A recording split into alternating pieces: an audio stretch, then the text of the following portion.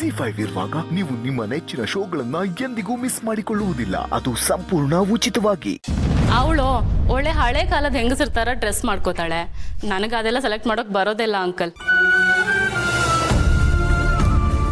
In case ಏನಾದರೂ ನಾನು ತಗೊಂಡ್ ಬಂದೆ ಅನ್ಕೊಳ್ಳಿ, ಅದು ಅವಳಿಗೆ ಇಷ್ಟ ಆಗದೆ ಇರೋದು, ಆಮೇಲೆ ಅದ್ರ ಬಗ್ಗೆ ಅವಳು 1 ಗಂಟೆ ಭಾಷಣ ಬಗಿತಾಳೆ. ಅದೆಲ್ಲ ಯಾಕೆ ಬೇಕು? ಅಪೇಕ್ಷಾ, ನೀನು ಕೆಲಸ ಮಾಡು, ಅಜ್ಜಿಗೆ ಅಂತ ತಂದಿದ್ಯಲ್ಲ ಅದನ್ನ ಅವಳಿಗೆ ಕೊಟ್ಬಿಡು. ಕರೆಕ್ಟ್ ಆಗಿ ಹೇಳಿದ್ರಿ ಅಂಕಲ್. ಹಾಗೆ ಮಾಡ್ಬೋದು, ಒಳ್ಳೆ ಐಡಿಯಾ. ಅದನ್ನ ಕೊಡ್ಬೋದು, ಸೂಟ್ ಆಗತ್ತೆ ಅವಳಿಗೆ. ಅಜ್ಜಿನೇ ಅವಳು, ಹೆಂಗಜ್ಜಿ. ಅಂದಂಗ ಅಪೇಕ್ಷಾ, ನೀನು ಇಷ್ಟೆಲ್ಲ ಶಾಪಿಂಗ್ ಮಾಡೋದು ನೋಡಿದ್ರೆ ಶಾಪಿಂಗ್ ಅಂದ್ರೆ ಪಂಚಪ್ರಾಣ ಅನ್ಸುತ್ತೆ ನಿಂಗೆ. ಶಾಪಿಂಗ್ ಮಾಲನ್ನೇ ಶಾಪಿಂಗ್ ಮಾಡ್ಕೊಂಡ್ ಬಂದಂಗಿದೆ.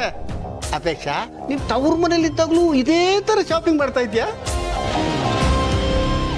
ಎಲ್ಲಿ ಅಂಕಲ್, ನಮ್ಗೆ ಅಷ್ಟೆಲ್ಲ ಶಕ್ತಿ ಎಲ್ಲಿತ್ತು? ನಮ್ದು ಮಿಡಲ್ ಕ್ಲಾಸ್ ಫ್ಯಾಮಿಲಿ. ಅಪ್ಪಂದು ತೀರಾ ಮಿಡಲ್ ಕ್ಲಾಸ್ ಮೆಂಟಾಲಿಟಿ. ಆ್ಯಂಡ್ ಅವ್ರಿಗೆ ಬರ್ತಿದ್ದ ಸಂಬಳನೂ ಅಷ್ಟಕ್ಕಷ್ಟೇ. ಇಲ್ಲಿಂದ ತೆಗ್ದು ಅಲ್ಲಿಗೆ ಹಾಕು, ಅಲ್ಲಿಂದ ತೆಗ್ದು ಇಲ್ಲಿಗೆ ಹಾಕು, ಯಾವುದಕ್ಕೂ ಸಾಲ್ತಾ ಇರಲಿಲ್ಲ. ಬರೀ ಬಜೆಟ್ ಮೇಂಟೈನ್ ಮಾಡೋದ್ರಲ್ಲೇ ನಮ್ಮ ಅರ್ಧ ಆಯಸ್ ಕಳೆದೋಗ್ತಾ ಇತ್ತು. ಎಲ್ಲದಕ್ಕೂ ಲೆಕ್ಕ ಹಾಕಿ ಹಾಕಿ ಲೈಫ್ ಅನ್ನೋದು ಒಂದು ದೊಡ್ಡ ಲೆಕ್ಕದ ಪುಸ್ತಕ ಆಗೋಗಿತ್ತು. ನಮ್ಮಪ್ಪ 1 ರೂಪಾಯಿ ಖರ್ಚು ಮಾಡೋದಕ್ಕೂ 100 ಸರ್ತಿ ಯೋಚನೆ ಮಾಡೋರು ಅಂತ ಜಿಪುಣ ನಮ್ಮಪ್ಪ. ಅಪ್ಪೆ,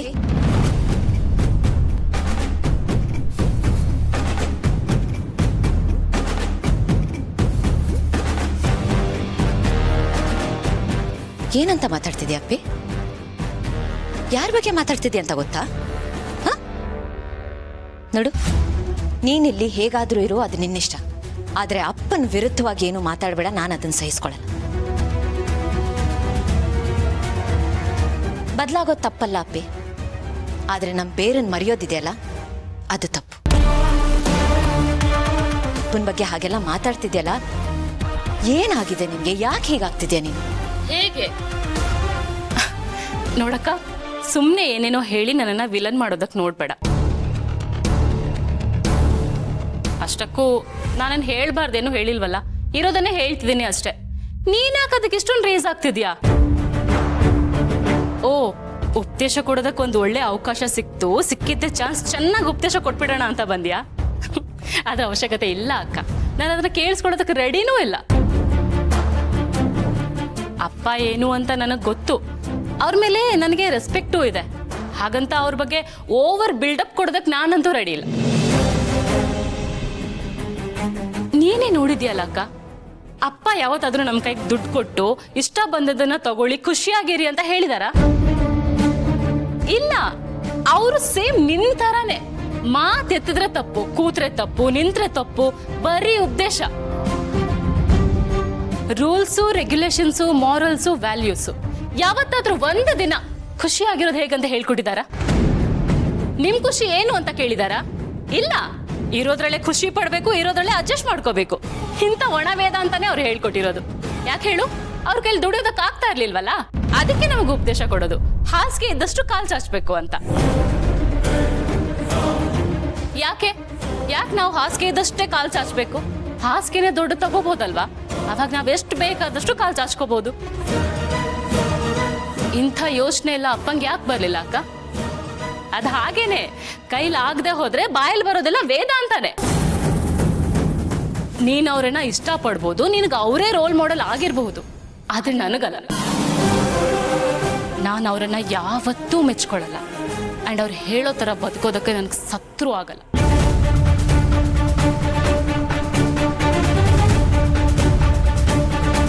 ಸ್ಕೂಲಲ್ಲೂ ಮೇಷ್ಟ್ರು, ಮನೆಯಲ್ಲೂ ಮೇಷ್ಟ್ರು. ಯಾವಾಗ ನೋಡಿದ್ರು ಸಿಕ್ಕವ್ರಿಗೆ ಪಾಠ ಹೇಳೋದೇ ಆಗೋಯ್ತು. ಎಷ್ಟು ಅಂತ ಕೇಳೋದು? Such A boring character.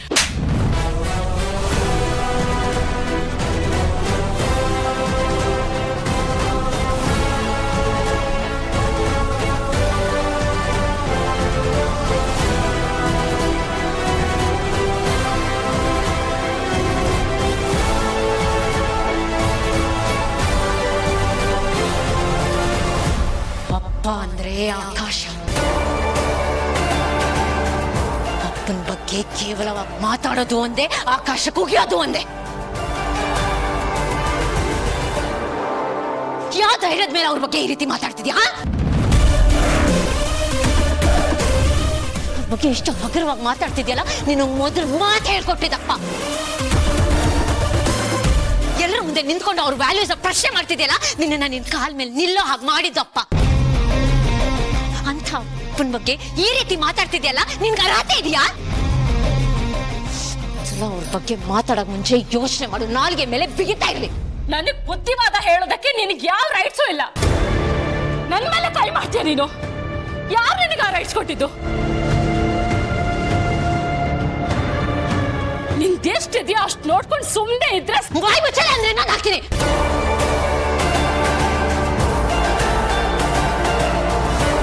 ತಪ್ಪಾಯ್ತು ಶಂಸು ಅಂತ ಕೇಳ ಬಂದು ನನಗೆ ಎದುರಾಗ್ತಿದ್ಯಾ?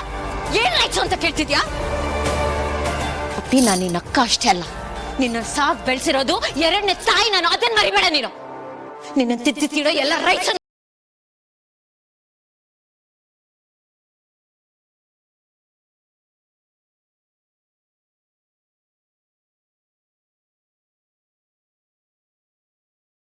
ನೀನ್ ಏನೇ ಮಾಡಿದ್ರು ನೋಡ್ಕೊಂಡು ಇರ್ತೀನಿ ಅಂತಾನೂ ಅಲ್ಲ. ಎಷ್ಟು ಅಷ್ಟೇ ನೋಡ್ಕೊಂಡು ಸುಮ್ಮನೆ ಇರ್ಬೇಕಂತೆ. ಅಲ್ಪನ್ಗೆ ಐಶ್ವರ್ಯ ಬಂದ್ರೆ ಅರ್ಧ ರಾತ್ರಿಯಲ್ಲಿ ಕೊಡೆ ಹಿಡಿದ್ನಂತೆ. ಹಾಗಾಯ್ತು ನಿನ್ ಕಥೆ. ನೀನ್ ಅಲ್ಪ ಅಂತ ನಾನು ಹೇಳ್ತಿಲ್ಲ, ಆದ್ರೆ ನಾವ್ಯಾರು, ನಮ್ ಸ್ಥಾನ ಏನು ಅನ್ನೋದು ನಿನಗೆ ಗೊತ್ತಿರ್ಬೇಕು. ಇಲ್ಲಿ ಸಿಕ್ತಿದ್ಯಲ್ಲ ಸುಖ, ಸಂಪತ್ತು, ಸಮೃದ್ಧಿ, ಇದ್ಯಾವುದು ನಮ್ದಲ್ಲ ಅಪ್ಪಿ. ಇದು ನನ್ನ ಸಾಧನೆ ಅಂತ ನೀನು ಭ್ರಮೆಯಲ್ಲಿದ್ಯಾ. ಆ ಭ್ರಮೆ ಇಟ್ಕೋಬೇಡ ನೀನು.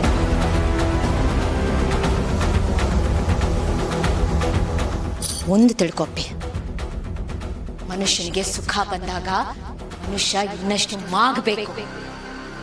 ಗ್ರಾಟಿಟ್ಯೂಡ್ನ ಬೆಳೆಸ್ಕೊಳ್ಬೇಕು, ಆಟಿಟ್ಯೂಡ್ನ ಅಲ್ಲ.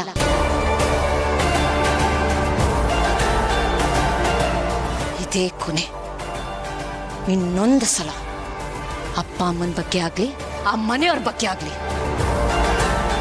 ಬಾಯ್ ತಪ್ಪಿನು ನೀನೇನಾದ್ರೂ ಮಾತಾಡಿದ್ರೆ ನಾನಾಗಿರಲ್ಲ. ನೆನೆಬಿಟ್ಕೊ.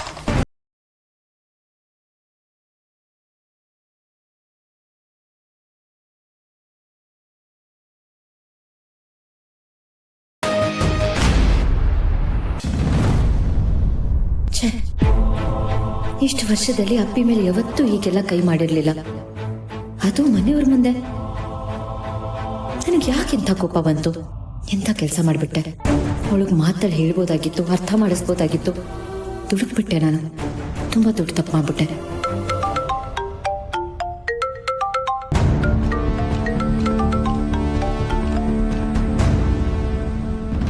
ಆಗೋತ ಮರ ಹೇಳಿ, ಎಲ್ಲಿದ್ದೀರಾ? ನಿಮ್ಮ ಆಜ್ಞೆ ಪ್ರಕಾರ ಗಿಫ್ಟ್ನ ಕೊಟ್ಟು ವಾಪಸ್ ಬರ್ತಾ ಇದ್ದೀನಿ. ಗುಡ್. ಅವ್ರೇನು ಹೇಳ್ದೆ ತಗೊಂಡ್ರಲ್ಲ? ಇಲ್ಲ, ಆ ಹುಡುಗಿ ಸಿಗ್ಲಿಲ್ಲ. ಕೆಲಸ ಮುಗಿಸ್ಕೊಂಡು ಬರಬೇಕಾಗಿತ್ತು. ನಾನು ತುಂಬ ಹೊತ್ತು ವೇಟ್ ಮಾಡಿದೆ. ಆ ಪುಟ್ಟ ಪಾಪ ಸ್ಕೂಲ್ ಮುಗಿಸ್ಕೊಂಡು ಬಂತು. ನಾನು ಬಂದಿದ್ದೆ ಅಂತ ಹೇಳಿ ಅಮ್ಮನ ಕೊಟ್ಬಿಡು ಅಂತ ಹೇಳಿ ಕೊಟ್ಬಿಟ್ಟು ಬಂದೆ. ZEE5 ಆಪ್ ಡೌನ್ಲೋಡ್ ಮಾಡಿ ಎಲ್ಲಾ ಸಂಚಿಕೆಗಳನ್ನು ಸಂಪೂರ್ಣ ಉಚಿತವಾಗಿ ನೋಡಿ.